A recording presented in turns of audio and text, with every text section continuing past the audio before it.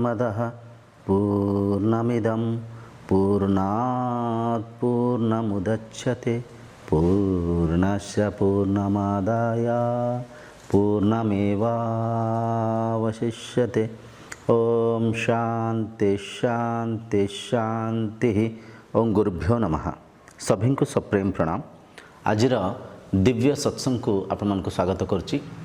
आज आम महर्षि श्वेतकेतु आत्मसाक्षात्कार करिबार से कहानी को माध्यम करी महर्षि श्वेतकेतु कौं परिका केवल भौतिक ज्ञान को अर्चन करी मन रे गर्व को अहंकार को धारण करथिले। तांको पितांको निर्देश माध्यम रे से कौं परिका ब्रह्मानुभूति करी जीवन को धन्य कले, मन को स्वच्छ कले, निर्मल कले, से कथा को आम आज गभीर भाव में चर्चा हवा। से प्रसंग माध्यम रे आम बुझीबा पई चेष्टा करिबा केवल भौतिक ज्ञान रे केवल भौतिक वस्तु पदार्थ को चिन्हिथिबा माध्यम रे मन रे अहंकार जागृत हुए, मोह जागृत हुए, क्रोध जागृत हुए, ममत्व जागृत हुए। आसंतु आमे ये अमूल्य प्रसंग माध्यम रे ब्रह्म ज्ञानर अपार मूल्य को बुझिया पे चेष्टा करिबा। महर्षि अरुणी उद्दालक एक ब्रह्मज्ञानी थिले, आचार्य थिले, ब्रह्मानुभूति मध्य करथिले आ अनेक लोकों को मार्गदर्शन करी ब्रह्मानुभूति करिबारे सहाय्य करथिले। महर्षि अरुणी उद्दालक पत्नी का नाम है माँ विशाला। महर्षि अरुणी उद्दालक पुत्र हेउसंती श्वेतकेतु। तो महर्षि अरुणी उद्दालक पुत्रं विद्याभ्यास करने पुओं को एक आश्रम रे नहीं छाड़ी आसबे। महर्षि अरुणी उद्दालक निजे ब्रह्मज्ञानी, निजे आचार्य हेले मध्य तांको मन रे एक संदेह थिबो, मो निज पुओ को जदि मु पढ़ेबी, ब्रह्म विद्या को शिखेबी, हेई पारे तार जो मो प्रति श्रद्धा अच्छी, मो प्रति जो प्रेम अच्छी, से श्रद्धा प्रेम काले विद्या अध्ययन करिबारे अवहेला करि पारिबो, काले से ठीक से विद्या को ग्रहण करि पारिबो करि पारिबोनी। एई संदेह रे से निज पुत्र को श्वेतकेतु को नहीं जने गुरु को पाखरे ब्रह्म विद्या को शिक्षा पई छाड़िक आसबे आश्रम रे। श्वेतकेतु जिते ब्रह्म विद्या को अध्ययन करने आश्रम को जाइथिबे, तांको बयस 12 वर्ष हिथिबो। तो से आश्रम रे गुरु को सेवा करी से अनेक वेदर श्लोक को अध्ययन करिवे, अनेक शास्त्र को पढ़िबे। 12 वर्ष ब्रह्म विद्या को सेठी रही अध्ययन कला परे तांको बयस जिते 24 वर्ष हिथिबो, श्वेतकेतु घर को फेरिबे। जिते घर को फेरिबे महर्षि अरुणी उद्दालक पुओं भितर बहुत सारा अहंकार को देखिबे, अहंकार लक्षण को पाइबे। पुओ जिते घर को फेरिबे पिता को केवल मंद हास करी हसिक पलैबे, पिता चरण स्पर्श करेनि। पिता तांको व्यवहार माध्यम रे एक कथा को परखि पारिबे, मो पुओ जो ब्रह्म विद्या को शिक्षा पे जाइथिला से केवल किछटा श्लोक को मंत्र को रटिछि, मनन करिछि, किंतु वेद जो ब्रह्म सत्ता को चिन्हिया पे माध्यम थिला, वेद जो ब्रह्म तत्व को चिन्हिया पे प्रयास करुथिला, मो पुओ से तत्व को चिन्हिनी। एक कथा को स्पष्ट ही बुझी पारिबे। महर्षि अरुणी उद्दालक तांको पत्नी विशाला को कहिबे, पुओ को मो कक्ष को पठाओ, मो पुओ संगे कथार्थ हवा पई चाहूची। माँ विशाला तांको पुओ श्वेतकेतु को कहिबे, श्वेतकेतु पिता तुम संगे कथावार्ता हवा पई चाहूछंती, जाओ तांको देखा कर।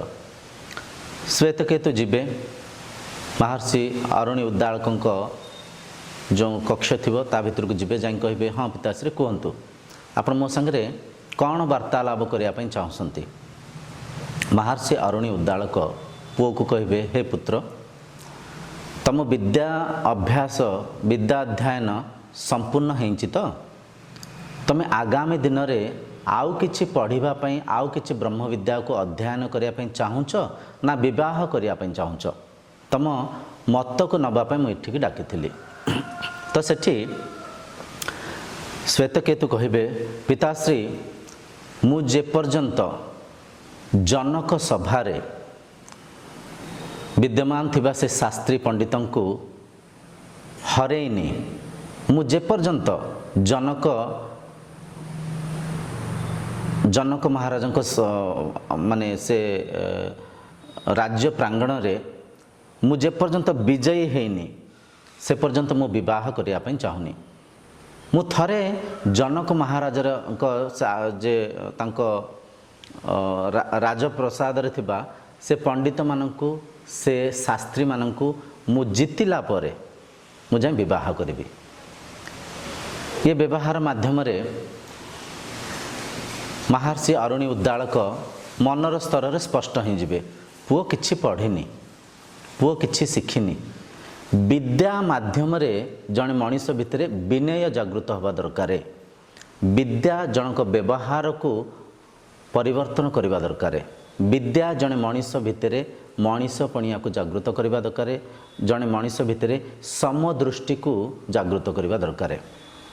जद्य विद्या अध्ययन करी का भितर अहंकार आसीची से विद्या सटीक विद्या नुह किंबा से सटीक भाव में से विद्या को अध्ययन करे नांती बुझी नांती। ए कथा को अरुणी उद्दालक स्पष्ट हेबे।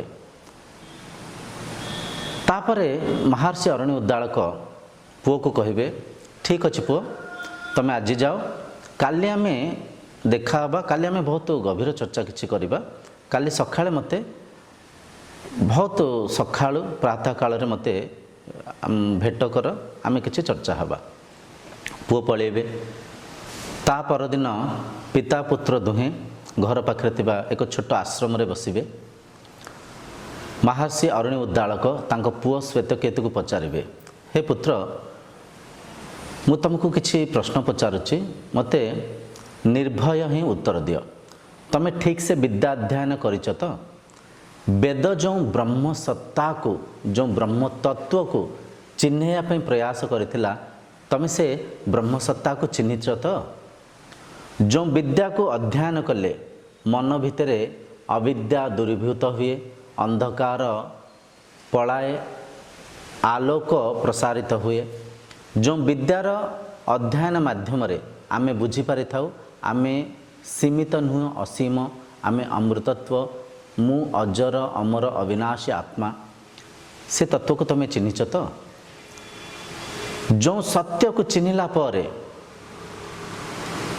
मनन न करू पारुथिबा वस्तु भी मनन योग्य हो जाए। जो तत्व को चिन्हिला परे इंद्रिय मन माध्यम रे मनन अनुभव न करि पारुथिबा विषय मध्य मनन योग्य हो जाए चिंतन योग्य हो जाए। से ब्रह्म विद्या को से ब्रह्म तत्व को तमे चिन्हिच तो हे श्वेतकेतु मते उत्तर दियो तुम्हें ब्रह्म शक्ति जो शक्ति एक अच्छी जो शक्ति रे ए संसार परिचालन होची जो शक्ति ए शरीर इंद्रिय मनर ऊर्ध्वर थाई ए संसार को उपभोग अनुभव करसंती से शक्ति की सत्य तमे चिन्हिच तो हे श्वेतकेतु निर्द्वंद्व तमे उत्तर दियो तुम्हें से शक्ति को बुझीच तो जो शक्ति को बुझिले आउ किछि बुझिया पे बड़का न थाए। जो शक्ति को चिन्हिले मन मुक्त हो जाए माया बंधन रु साधक मुक्त हो जाती तृप्त हो जाती मन रे आउ को आशा अभिलाष न थाए। से शक्ति की तमे चिन्हिच तो पुत्र श्वेतकेतु शांत हो जिवे तांको मन रे थिबा गर्व अहंकार सब चूरमार हो जिवो। से नम्र सहित नतमस्तक ही पिता को प्रणाम करेंगे कहे पिताश्री मते क्षमा करेंगे मुझे शक्ति को चिन्हिनी सत्य जदि मुझे शक्ति को चिन्हि था मो भितर तृप्तता था मो भितर प्रफुल्लता था मु आउ किछि जितिबा पई आउ किछि पाइबा पई କିଛି ପ୍ରଶଂସା ପାଇଁ କିଛି ପଦର ଲାଲସା ମୋ ଭିତରେ ବୋଧେ ନଥାନ୍ତା। ପିତାଶ୍ରୀ, ମୁଁ ଯେଉଁ ଅଧା ଅଧୁରା ଜ୍ଞାନ ମାଧ୍ୟମରେ ମୋ ଭିତରେ ଯେଉଁ ଅହଙ୍କାର ଜାଗୃତ ହେଇଛି, ଯେଉଁ ଅହଙ୍କାରକୁ ନେଇକରି ମୁଁ ଆପଣଙ୍କୁ ମଧ୍ୟ ଅବହେଳା କରିଛି, ଦୟାକରି ମୋତେ କ୍ଷମା କରନ୍ତୁ, ମୋ ଉପରେ କୃପା କରନ୍ତୁ। ମୁଁ ସେ ବ୍ରହ୍ମ ସତ୍ତାକୁ ଜାଣିବା ପାଇଁ ଚାହୁଁଛି। ମୁଁ ଏପରିକା ଅମୂଲ୍ୟ ବସ୍ତୁ ଏ ସଂସାରରେ ଅଛି ଯାହାକୁ ଚିହ୍ନିଲେ ଅଜ୍ଞାତ, ଶୁଣି ନ ପାରୁଥିବା, ଦେଖି ନ ପାରୁଥିବା, ଇନ୍ଦ୍ରିୟ ମନ ମାଧ୍ୟମରେ ମନନ ନ କରିପାରୁଥିବା ବସ୍ତୁ ମଧ୍ୟ ଆମକୁ ମନନ ଯୋଗ୍ୟ ହୋଇଯାଏ, ଚିନ୍ତନ ଯୋଗ୍ୟ ହୋଇଯାଏ। ଅଜ୍ଞାତ ବସ୍ତୁ ବି ଜ୍ଞାତସାର ହୋଇଯାଏ। ସେପରିକା ବ୍ରହ୍ମସତ୍ତାକୁ ମୁଁ ଚିହ୍ନିବା ପାଇଁ, ବୁଝିବା ପାଇଁ, ପଢ଼ିବା ପାଇଁ ଚାହୁଁଛି ଗୁରୁଦେବ। ହେ ପିତା, ହେ ଗୁରୁତୁଲ୍ୟ, ହେ ଦୈବତୁଲ୍ୟ ପ୍ରଭୁ, ମୋ ଉପରେ ଦୟା କରନ୍ତୁ, ମୋ ଅଜ୍ଞାନତାକୁ କ୍ଷମା କରନ୍ତୁ, ଆଉ ମୋତେ ବୁଝାନ୍ତୁ, ମୋତେ ଚିହ୍ନାନ୍ତୁ କିଏ ସେ ବ୍ରହ୍ମ, କେମିତି ତାଙ୍କୁ ଚିହ୍ନିବା, କେମିତି ତାଙ୍କୁ ବୁଝିବା। ମହର୍ଷି ଅରୁଣି ଉଦ୍ଦାଳକ ପୁଅଙ୍କ ଭିତରେ ଥିବା ଏ ବ୍ରହ୍ମ ଜିଜ୍ଞାସାକୁ, ଏ ମୁମୁକ୍ଷତ୍ୱକୁ ପରଖିପାରିବେ। ମହର୍ଷି ଅରୁଣି ଉଦ୍ଦାଳକ ଦେଖିପାରିବେ ଶ୍ୱେତକେତୁ କାନ୍ଦୁଛନ୍ତି, ତାଙ୍କ ଆଖିରୁ ଧାର ଧାର ଲୁହ ବୋହି ଯାଉଛି, ସେ ଲଜ୍ଜିତ ଅଛନ୍ତି। ସେ ତାଙ୍କ ଜ୍ଞାନକୁ ନେଇ ଯେଉଁ ଗର୍ବ ଥିଲା, ସେ ଗର୍ବ ଚୁରମାର ହୋଇଯାଇଛି। ମହର୍ଷି ଅରୁଣି ଉଦ୍ଦାଳକ ଶାନ୍ତ ଭାବରେ ପୁଅକୁ କହିବେ, ହେ ପୁଅ, ହେ ଶ୍ୱେତକେତୁ, ଯେମିତି ତମେ ଯଦି ମାଟିକୁ ଚିହ୍ନି ପାରିବ, ମାଟି ତତ୍ତ୍ୱକୁ ବୁଝିପାରିବ, ମାଟିର ଉପାଦାନକୁ ଯଦି ଆପଣ ଜାଣିପାରିବ, ତୁମେ ଯଦି ଚିହ୍ନିପାରିବ, ମାଟିରେ ନିର୍ମାଣ ହୋଇଥିବା ପ୍ରତ୍ୟେକ ମାଟି ଜାତୀୟ ବସ୍ତୁକୁ ଚିହ୍ନିପାରିବ, ବୁଝିପାରିବ। ତୁମେ ଜାଣିପାରିବ ଗୋଟେ ହାଣ୍ଡି, ଗୋଟେ ସୁରେଇ, ଗୋଟେ ଦୀପ, ଗୋଟେ ସରା, ମାଟିରେ ତିଆରି ହୋଇଥିବା ପ୍ରତ୍ୟେକ ବସ୍ତୁ ମାଟି ହିଁ। ମାଟି ଏକ ଆକାର ନେଇଛି। ମାଟି ବିନା କୌଣସି ବସ୍ତୁର ଅସ୍ତିତ୍ୱ ନାହିଁ। ହେ ପୁତ୍ର ଶ୍ୱେତକେତୁ, ତମେ ଯଦି ସୁନାର ତତ୍ତ୍ୱକୁ ଚିହ୍ନି ପାରିବ, ସୁନାରେ ନିର୍ମାଣ ହୋଇଥିବା ବିଭିନ୍ନ ଅଳଙ୍କାରକୁ ମଧ୍ୟ ଚିହ୍ନି ପାରିବ, ବୁଝିପାରିବ, ଏକ ହାର, ଏକ କାନଫୁଲ, ମୁଦି, ହାତରେ ଧାରଣ କରୁଥିବା କଙ୍କଣ, ଯାହା ବି ଅଛି ପ୍ରତ୍ୟେକ ସୁନାରେ ତିଆରି ହୋଇଥିବା ଅଳଙ୍କାର ସୁନା, ସୁନା ହିଁ ଏକ ଆକାର ନେଇଛି। ଠିକ୍ ସେହିପରିକା ସେ ବ୍ରହ୍ମ ସତ୍ତାକୁ ଯଦି ତୁମେ ଚିହ୍ନି ପାରିବ, ସେ ବ୍ରହ୍ମ ତତ୍ତ୍ୱକୁ ଯଦି ତୁମେ ଚିହ୍ନି ପାରିବ, ଏ କଥାକୁ ବୁଝିପାରିବ, ଏ ସାରା ସଂସାର ଗୋଟିଏ ସତ୍ତାରେ, ଗୋଟିଏ ତତ୍ତ୍ୱରେ, ଗୋଟିଏ ଶକ୍ତିରେ ଜନ୍ମ ହେଇଛି। ସେ ଗୋଟିଏ ସତ୍ତାକୁ, ସେ ଗୋଟିଏ ଶକ୍ତିକୁ ଆଧାର କରି ଏ ସମ୍ପୂର୍ଣ୍ଣ ସଂସାର ପରିଚାଳନା ହେଉଛି। ସେ ଗୋଟିଏ ସତ୍ତାରେ, ସେ ଗୋଟିଏ ଶକ୍ତିକୁ ଆଧାର କରି ଏ ସଂସାରର ପ୍ରତ୍ୟେକ ଶରୀର, ପ୍ରତ୍ୟେକ ପଞ୍ଚଭୂତରେ ନିର୍ମାଣ ହୋଇଥିବା ପ୍ରପଞ୍ଚ ପରିବର୍ତ୍ତନ ରୂପରେ ପରିବର୍ତ୍ତିତ ହେଉଛି। ହେ ପୁତ୍ର, ତୁମେ ବୁଝିବା ପାଇଁ ଚେଷ୍ଟା କର, ସତ୍ୟ ଏକ, ସତ୍ୟ ଦୁଇଟା ନାହିଁ। ତୁମେ ଯେଉଁ ନିଜକୁ ଭିନ୍ନ, ସତ୍ୟକୁ ଭିନ୍ନ ମାନିଛ, ତୁମେ ଯେଉଁ ଏ ସୀମିତ ଶରୀରକୁ ନିଜେ ମାନିଛ, ଏ ଅସୀମ ସଂସାରକୁ ତୁମଠାରୁ ଅଲଗା ମାନିଛ, ଇଏ କେବଳ ଅଜ୍ଞାନର ପରିଣାମ, ଇଏ ସବୁ ଅବିଦ୍ୟାର ମାୟା ଖେଳ। ହେ ପୁତ୍ର, ଏ ସତ୍ୟକୁ ଚିହ୍ନିବା ପାଇଁ ପ୍ରୟାସ କର। ଏକ ବ୍ରହ୍ମସତ୍ତାରେ ଏ ସଂସାର ନିର୍ମାଣ ହେଇଛି। ସେ ସତ୍ୟ ହିଁ ପ୍ରତ୍ୟେକ କଣକଣିକାରେ ବିଦ୍ୟମାନ ଅଛି। ବିବେକକୁ ଜାଗୃତ କର। ମୁଁ ଯାହା କହିବା ପାଇଁ ଯାଉଛି, ସେ ଶବ୍ଦର ଗଭୀରତାକୁ ପରଖିବା ପାଇଁ ଚେଷ୍ଟା ପ୍ରଚେଷ୍ଟା କର। ଏହିପରିକା କହି ମହର୍ଷି ଅରୁଣି ଉଦ୍ଦାଳକ ତାଙ୍କ ପୁତ୍ର ଶ୍ୱେତକେତୁକୁ ସେ ଆଶ୍ରମରେ ଥିବା ଏକ ବଗିଚାକୁ ଦେଖେଇବେ। କହିବେ, ପୁତ୍ର, ଏ ବଗିଚାରେ ଦେଖ, ମହୁମାଛିମାନେ କେମିତି ଫୁଲରୁ ମହୁକୁ ଶୋଷୁଛନ୍ତି, ଏକତ୍ର କରୁଛନ୍ତି, ସେ ବିଧିକୁ ଦେଖ। ପୁଅ ଶ୍ୱେତକେତୁ କହିବେ, ପିତାଶ୍ରୀ, ମୁଁ ଦେଖିପାରୁଛି ଅନେକ ମହୁମାଛି ବିଭିନ୍ନ ଫୁଲରୁ ଫୁଲ ରସକୁ ସଂଗ୍ରହ କରୁଛନ୍ତି, ଆଉ ସେ ମହୁ ଫେଣା ଭିତରେ ନେଇ ରଖୁଛନ୍ତି। ମହର୍ଷି ଅରୁଣି ଉଦ୍ଦାଳକ କହିବେ, ହେ ପୁତ୍ର, ନିର୍ଦ୍ୱନ୍ଦ୍ୱ ହେଇକିରି, ବିବେକୀ ହେଇକିରି ମୋତେ ଉତ୍ତର ଦିଅ। ମହୁ ଫେଣା ଭିତରେ ଯେଉଁ ମହୁ ସଂଗ୍ରହିତ ହେଇକିରି ଅଛି, ସେ ମହୁକୁ ଚାଖିକିରି, ସେ ମହୁକୁ ଦେଖିକିରି, ସେ ମହୁର आकार को माध्यम करी तमे चिन्ह पारिबो कि कहि पारिबो कि ये महू फेणारे थिबा महू को फुलरू संग्रह होइछि आंब बौलरू संग्रह होइछि ना कौन सी अलग पणुस फुलरू संग्रह होइछि ना को फुलरू ये महू संग्रहित होइकरी ये महू फेणा भितर एकत्रीकरण होइछि से महू को देखिकरी तमे फुलर व्याख्या करि पारिबो कि फुल को चिन्ह पारिबो कि श्वेतकेतु शांत हिंजिबे कबे ना ना पिताश्री एटा असंभव महू को माध्यम करी से महू को फुलर संग्रह हिंची कहीं पारिबानी एटा असंभव। महर्षि अरुणि उद्दालक हसिबे आ कहबे देख महू एक तत्वरे ता सत्य एक प्रत्येक फुल विभिन्न रूप को रंग को सुगंध को विभिन्न आकार आकृति को धारण करथिले मध्य से फुलर जो रस अच्छी से फुलर जो सारांश अच्छी से फुलर जो महू लुकायित अच्छी से महू एक तत्वरे महू एक किंतु से महूर जो आकार आकृति से महूर जो फुल को आमे भिन्न रूपरे भिन्न नामरे भिन्न रंगरे भिन्न व्यवहारिक भाषा आमे व्याख्या करूँ किंतु तत्वरे महू एक ठीक से परिका हे श्वेतकेतु ये जो संसार को देखुच ये संसार से एक ब्रह्म सत्तारू से एक सत्यरू निर्माण होइछि ये संसार से एक शक्ति को से एक सत्य को आधार करी परिचालना होछि तेणुकरी से सत्य से शक्ति हेले तुमे निजे ही तत् त्वम असि तत् त्वम असि तत्वमसि हेउछि सामवेदर छांदोक्य उपनिषदरू निया जाइथिबा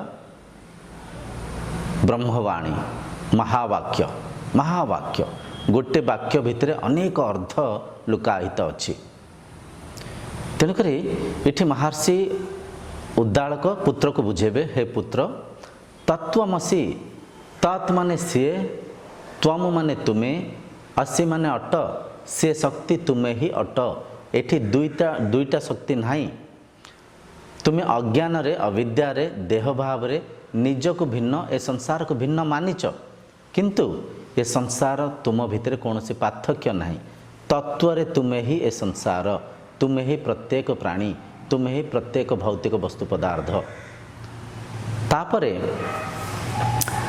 श्वेतकेतु मनरे एक संदेह जागृत होइछि से पचारसंती हे गुरुदेव हे ईश्वर तुल्य पिता मते दयाकरी मार्गदर्शन करंतु गोटे शक्ति जद्य ए संसार निर्माण होइछि से गोटे शक्ति जद्य ए संसार परिचालन होइछि से शक्ति को मु काहे कि चिन्हि पारुनी से शक्ति को मु काहे कि देखि पारुनी से शक्ति काहे कि इंद्रिय मन माध्यम रे मनन चिंतन करी हुएनी दयाकरी मते मार्गदर्शन कर मु से शक्ति को काहे कि देखि पारुनी चिन्हि पारुनी। पिताश्री अरुणि उद्दालक पुओ श्वेतकेतु को कहबे हे पुत्र तुमे जाओ गोटे बर गछर फल को आनिक आस श्वेतकेतु जीवे गोटे बर गछर फल को आनिक आसबे कहबे पिताश्री नियंतु एटा गोटे बर गछर फल पिताश्री कहबे हे पुत्र श्वेतकेतु तमे से बर गछर फल को भांगिकी देख ता भितर कौन अच्छी पुओ से बर गछर फलटा को चिरिबे ता भितर देखिबे आ कहबे पिताश्री ये बरगछर फल रे अनेक छोट छोट मंजी विद्यमान अच्छी छोट छोट मंजी अच्छी पिता अरुणि उद्दालक कहबे हे पुत्र श्वेतकेतु तुम से बरगछर मंजी को भांगिक देख ता भितर कौन अच्छी श्वेतकेतु भांगे देखिए कहे पिताश्री आ भितर तो मत किसी देखा जाऊनी आ भितर टिके कौन पानी परिका देखा जाऊँ आ भितर तो किसी मत दृश्यमान होनी बरगछ मंजी भितर कौन बा अच्छी मु किछि आपनको वर्णना करि कहि पारुनी मु चिंतन करि पारनी मते किछि दृश्यमान होनी सेठी अरुणि उद्दालक हसिबे महर्षि अरुणि उद्दालक पुत्र को कहबे हे पुत्र जेमती बरगछ मंजी भितरे विशाल बटवृक्ष लुकाहित अछि किंतु चर्मचक्षुरे देखिले देखा जाउनी देखा न जिबा सत्ते भी से बट मंजी से बटवृक्षर से सूक्ष्म मंजी जेतर माटीर संपर्क रे आसीबो माटीर सार तत्व को ग्रहण करिबो से सूक्ष्म मंजी भितरु विशाल बटवृक्ष निर्माण हबो विराट बट वृक्ष बरगछ आम जो बरगछ देखि था तार केडे केडे ओहल थाए केते बड़ बड़ डाल पत्र से गछ विशाल काया नहीं थाए तो ये सूक्ष्म मंजी भितर से विराट बट वृक्ष अच्छी किंतु दृश्यमान होनी से वृक्ष जो माटीर संपर्क आसब ता विशाल संपर्क माने से मंजी जो माटीर संपर्क आसब ता विशाल स्वरूप को धारण करिवो। ठीक सही परिका ब्रह्म ए ब्रह्मांडर प्रत्येक कणकणिकार विद्यमान अच्छंती। हे श्वेतकेतु तुम विवेक को जागृत कर तुम अंतचक्षु को जागृत कर तुम अंतचक्षु माध्यम देखिपार अंतर्यात्रा कर टिके पूर्वर जेहेतु मु कही रखी से ब्रह्म तुम्हें निजे ही तो तुम्हें बाहर दृश्यमान होता ए जगत को परखनी इंद्रिय माध्यम मन माध्यम मनन होता ए भौतिक संसार को परखनी निज सांगे समाहित होगापाई अंतर्यात्रा कर निज तत्व उपनीत होगापाई धारणा कर ध्यानस्थ होगापाई चेष्टा कर। तापरे महर्षि अरुणी उद्दालक पुओ श्वेतकेतु को कहिबे हे पुत्र तुम्हें घर को जाओ गोटे नोटाए पानी से पानी रे किछि लुण को मिसेंके आनिक आस। पुत्र जिबे पितांको आदेश को पालन करिवे गोटे नोटा धीरे किछि लुण को मिसेबे से लुण पानी की पितांको पाखक आनिक आसबे। पिता कहिबे पुत्र को हे पुत्र तुम गोटे काम कर से पानी को टिके चाख केमती लागुछि। पुत्र से पानी को टिके पीबे कहे पिताश्री पानी नुनिया लगुच। तापरे महर्षि अरुणी उद्दालक कहे हे पुत्र गोटे काम कर से पानी को टिके तले ढाली दियो से पानीर मझी भाग को चाख स्वाद केमती लगुच। पुत्र पितांको आदेश अनुसार पानी को टिके ढाली देबे से पानीर मझी भाग को चाखिबे कहे पिताश्री ये मझी भाग भी नुनिया लगुच। पिताश्री कहे ताले पुत्र गोटे काम कर से पानीर तल भाग को चाख ऊपर थिबा पानी को आउ टिके तले ढाली दियो तल भाग को चाख। श्वेतकेतु से परिका करिवे आउ कहिबे पिताश्री पानीर तल पानी भी नुनिया ही नागुछि से एक ही परिका नागुछि से स्वाद दउछि। तो महर्षि अरुणी उद्दालक मंद मंद हास्य कहे हसिकी कहे हे पुत्र जो परिका पानीर प्रत्येक कणकणिकार लुण विद्यमान थिला प्राणीर अग्रस्थिति मझी स्थिति तल स्थिति प्रत्येक कणकणिकार लुण विद्यमान थिला। हे पुत्र पानी रे लुण विद्यमान अच्छी यह सत्य ना मिथ्या। पुत्र कहे हाँ गुरुदेव सत्य पानी रे लुण विद्यमान अच्छी। पिता कहे ताले से पानी रे लुचि थिबा लुण को मते देखाओ। पुत्र टिके स्तब्ध हो पिताश्री एटा तो असंभव पानी रे लुण अच्छी किंतु एटा मु आपको केमती देखै पारिबी। पानी रे लुकाहित थिबा से लुण को आमे चर्मचक्षुरे देखि पारिबानी स्वाद माध्यम रे अनुभव करि पारिबा। पुत्रर से व्याख्या को सुनी प्रसन्न हेबे आउ महर्षि अरुणी उद्दालक कहे हे पुत्र जेमती पानी भितर लुण अच्छी ताकू स्वाद माध्यम रे अंतर्चक्षुरे आमे अनुभव करुचे ठीक से परिका ब्रह्म ए ब्रह्मांडर प्रत्येक कणकणिका भितर विद्यमान अच्छंती प्रत्येक पंचभूत रे निर्माण होइतिबा वस्तु पदार्थ भितर विद्यमान अच्छंती। ये ब्रह्मांड रे परिपूर्ण थिबा से ब्रह्म को चिन्हा पाइले चर्मचक्षु नुह इंद्रिय मन नुह अंतर्चक्षुर आवश्यक अच्छी अंतर्यात्रार आवश्यक अच्छी। हे पुओ तुम्हें मुमुक्षत्व को जागृत करे ब्रह्मनिष्ठ होकरी मु जहाँ भी वर्णना करुच्ची शास्त्र जो तत्व को चिन्हापी प्रयास करुच्ची से तत्व को चिन्हापी बारंबार प्रयास कर शास्त्र को माध्यम करी स्वाध्याय कर स्वाध्याय माने निज को अध्ययन कर जेहेतु टिके पूर्व मु कही रखी तत्त्वम असि से ब्रह्म तुम्हें निजे ही अट से तत्व निजे तुम्हें ही अट तेणुक अंतर्यात्रा कर निज को अध्ययन कर निजर स्थूल शरीर को परख रक्त मांस रे गढ़ा होइतिबा सप्त धातु रे गढ़ा होइतिबा ये स्थूल शरीर को परख आकु चिन्हा पे चेष्टा कर निजर मन बुद्धि आ प्राण रूपक सूक्ष्म शरीर को परख निजर अविद्या अहंकार रूपक विज्ञानमय कोशा रूपक से मनर से स्तर को परखिकी से कारण शरीर को बुझापी चेष्टा प्रचेषा कर। अंतते पंचकोशर ऊर्ध्वरे अन्नमय कोशा, प्राणमय कोशा, मनोमय कोशा, विज्ञानमय कोशा, आनंदमय कोशार ऊर्ध्वरे थिबा से ब्रह्म सत्ता को ज्ञान माध्यम परखिया स्वाध्याय कर। हे पुत्र, ज्ञान पर आसी जाए ध्यान। केवल ज्ञान माध्यम से ब्रह्म सत्ता को मनरे मनन कले हेनी, ज्ञान को अनुभव करने ध्यान को आचरण करा पड़ो। तुम्हें प्राथमिक दशारे धारणा कर, प्राणायाम कर।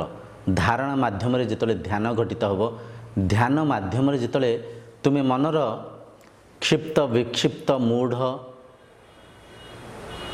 एकाग्र अवस्था को अतिक्रमण करी निरुद्ध अवस्था रे पहुँचब।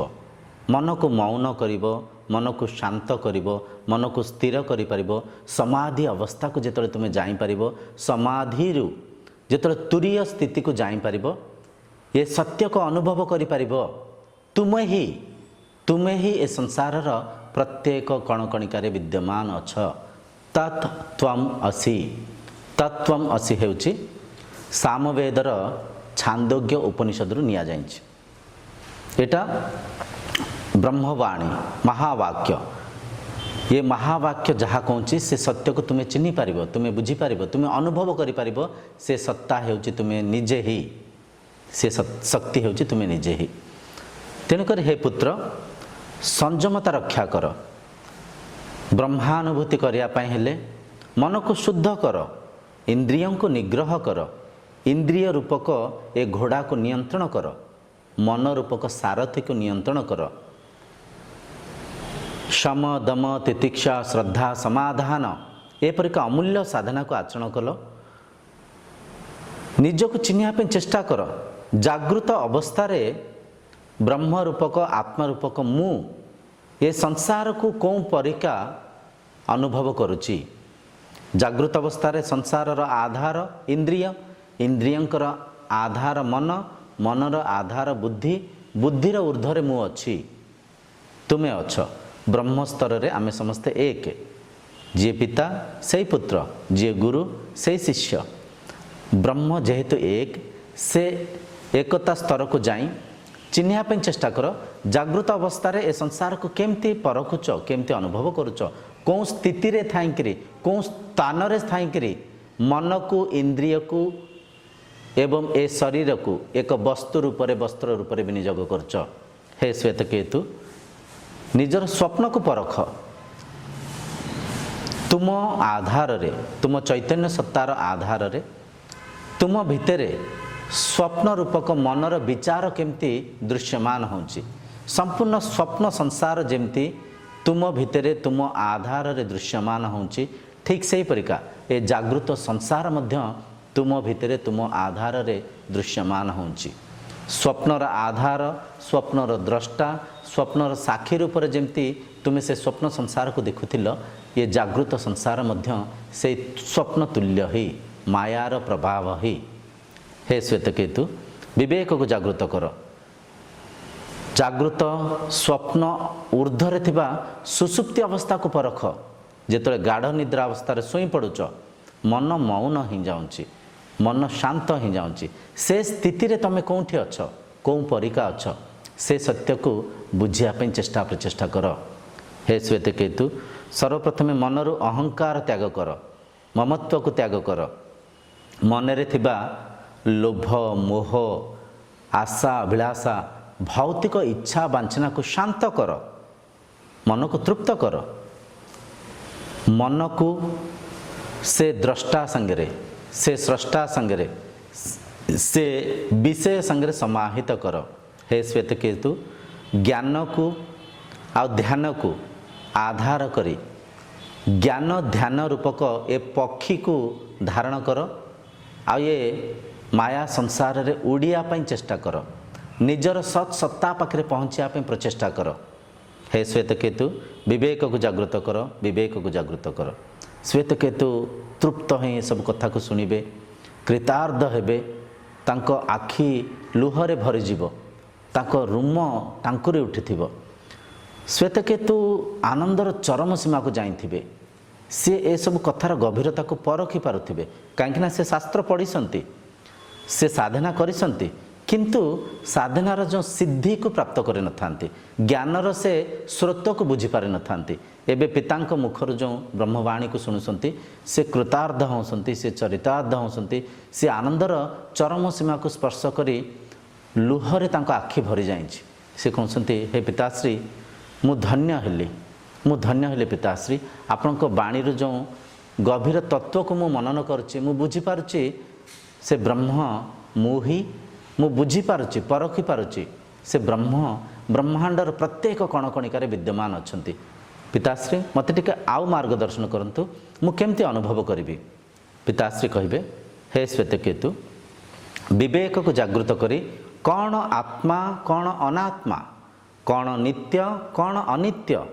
कौन परिवर्तन होंची कहार आधार रे परिवर्तन होंची किए परिवर्तन होनांती ए सत्य को ए तत्व को ए पार्थक्य को बुझिया पई बारंबार प्रयास कर बारंबार स्वाध्याय कर ये संसार शरीर इंद्रिय मनर आधार किए किए ए शरीर को धारणा करिसंती किए मनर विचार को द्रष्टा भाव रे मनर साक्षी भाव रे देखुसंती किए जागृत स्वप्न सुसुप्तिर ऊर्ध्वरे थाइकरी ए शरीर रूपक वस्त्र को धारणा करिसंती इंद्रिय मन रूपक वस्तु को माध्यम करिसंती ए भौतिक संसार को उपभोग करिसंती सी किए तांको ज्ञान माध्यम रे परखिया पे चेष्टा कर बारंबार मन को मौन कर मन ही माया मन विभिन्न रंग रूप रे विभिन्न आकार आकृति रे विभिन्न भौतिक ज्ञान रे तुमको बांधी जाइछि मन रे बंधन रु जदि मुक्त होबा पई चाहूछ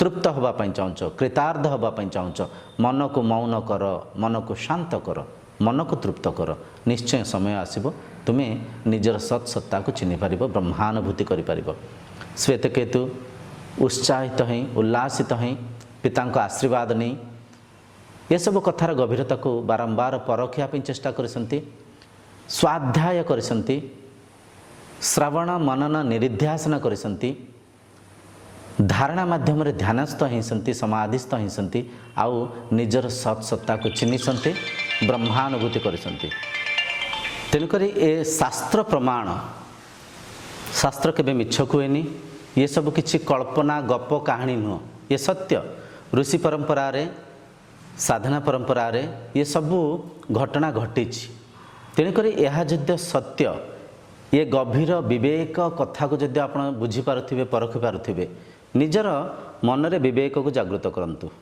निज भितरे ब्रह्म जिज्ञासा को जागृत करंतु समदृष्टि रे संसार को देखंतु केवल भौतिक विद्या को अध्ययन कले मन रे थिबा स्वच्छता निर्मलता आसीबनी श्वेतकेतु पितांकर से निर्देश को माध्यम करी शास्त्र अध्ययन करी शास्त्रर सारांश को बुझिबे साधना करी सिद्धि प्राप्त करिवे देखो तो केते अमूल्य कथा में चर्चा हेले ये चर्चा रे कौन सी जिनस मानिया को पड़ी न थाए सब कथा आम अनुभव करिचे आम दैनंदिन जीवन आम प्रत्येक अनुभव को आधार करी आम बुझापी चेष्टा प्रचेष्टा कले जद्य ए कथार गभीरता को आपण हृदयंगम करिपारसंती परखि पारसंती बुझी पारसंती दयाकरी ब्रह्म विद्या को अध्ययन करंतु ब्रह्मानुभूति करिया पई साधना मार्ग को आसंतु साधना मार्ग को आसंतु आमर गोटे वेबसाइट अच्छी जहाँकि www.brahmatattva.in गूगल रे सर्च करंतु आम पाखरे विभिन्न माध्यम अच्छी आज ये आधुनिक जुगरे विभिन्न सोर्सेस अच्छी आम साधना करने विभिन्न माध्यम अच्छी आम ब्रह्मानुभूति करने तो से चैनल रे आपण जोड़ी हुंतु प्रतिदिन संध्यारे 1 घंटा सत्संग चली ताधरे योगदान दियंतु निजर ज्ञान को स्पष्ट करंतु निजर तत्व को चिन्हिकी जीवन को धन्य करंतु ब्रह्मानुभूति करी मन को तृप्त करंतु आज चर्चा को आज सत्संग ये विराम देवा ओम शांतिर्भवतु।